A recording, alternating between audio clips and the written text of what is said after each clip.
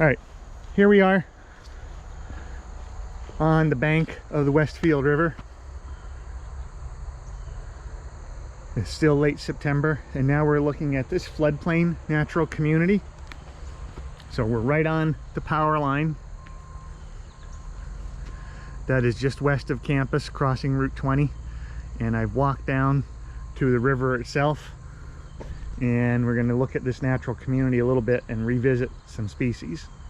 So unfortunately, this is a pretty accessible spot, and so people come down here, people come to fish, or they just come to hang out, and people have left a bunch of trash down here.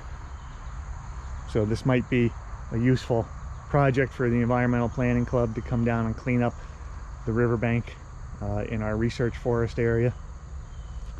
I was just talking about, and apparently the camera wasn't on in recording, some of the species that we're encountering. And so Japanese knotweed is one. This is one I posted a video about knotweed before that you should have watched, but if not, you should do it now. And so these knotweeds have gone through the flowering stage and now have set seed. So all of these little white parachute type things are knotweed seeds. So the knotweed seeds disperse readily in the wind and by water. Knotweed also reproduces vegetatively.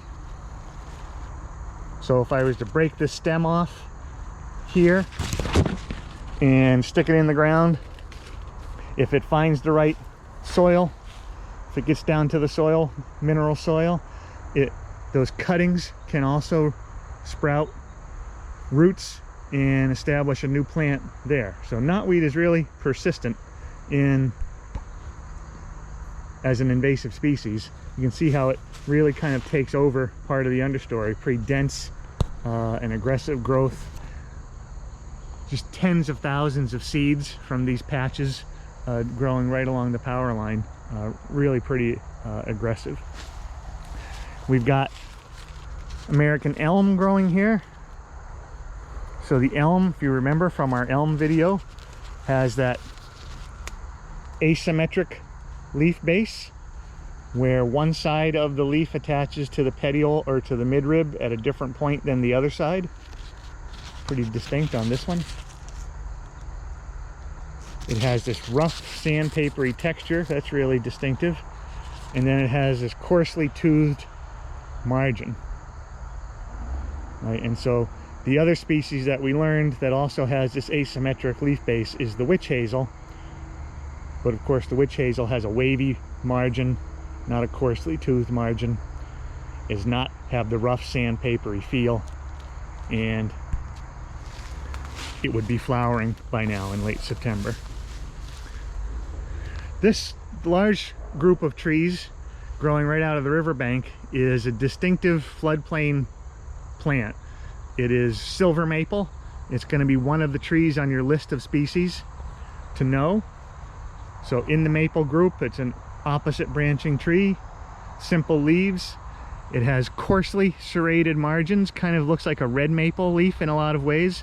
But once I can grab a leaf, maybe not on this video, but on another one, I will show you the difference in leaf form between silver and red maple. Silver maples can tolerate periodic flooding, so they can have their root system submerged for a couple of weeks, usually during outside of the growing season, but they can even tolerate a little in-season flooding and not have their root system suffocated compared to a whole bunch of other species. So silver maple is considered a floodplain species. It would grow in all the big river systems in New England, the Connecticut River system, any of the other river systems in southern New England. Here we're in the Westfield River Basin, which is part of the Connecticut River drainage, and silver maples would be a historic component of this floodplain community. Here we've got another invasive species. This is Japanese barberry. It's characterized by these whorled leaves, where the leaves come out at nodes, all the leaves coming out at a single point. It is an invasive species, so it's not native to North America, as you could probably tell from the name. It's an invasive species in our eastern forests. It has thorns. Hopefully you can see those thorns. And these red berries, you know, when they ripen, they turn orange to red. And so the berries do have some value as a wildlife food. Birds and small mammals will eat them. But it does survive deer browsing pretty well. It's resistant to deer browsing, and deer don't prefer to browse on it. So it can outcompete a bunch of native species in the eastern forests and form kind of uniform understories in certain places.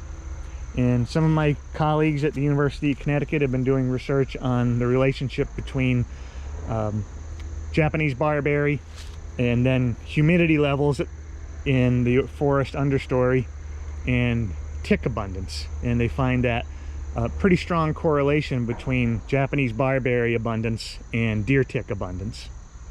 And so it's got some negative effects on both the plant community and on the human health issues, with having higher incidences of deer ticks, which then spread a bunch of tick-borne diseases. Another plant growing right in this same mix is oriental bittersweet. And so bittersweet is a vining plant. It's another invasive species that was introduced. It's pretty common in our eastern forests and really common in our forests here around campus. You'll see it growing up all these trees. It gets these yellow berries, which will turn even brighter orange a little bit later in the fall. People like to collect it in places and make wreaths out of it for the fall season. But bittersweet is this really aggressive vine that will climb. You can see this one climbing up into the canopy, and the vines weigh down the branches of the trees and can lead to significant damage to the native plants. So bittersweet can really just choke out a lot of native plants in our community. So right here where I'm standing kind of in the middle, almost within arm's reach of a whole bunch of invasives. The Japanese knotweed right here, the barberry, which is here, the bittersweet, which has these round leaves, and then the berries, the burning bush or the winged euonymus. It's just an unfortunate state of affairs, but it's fairly common in disturbed areas or areas that get disturbed where the soil is exposed, that these invasive species get a toehold and then can outcompete some of the natives.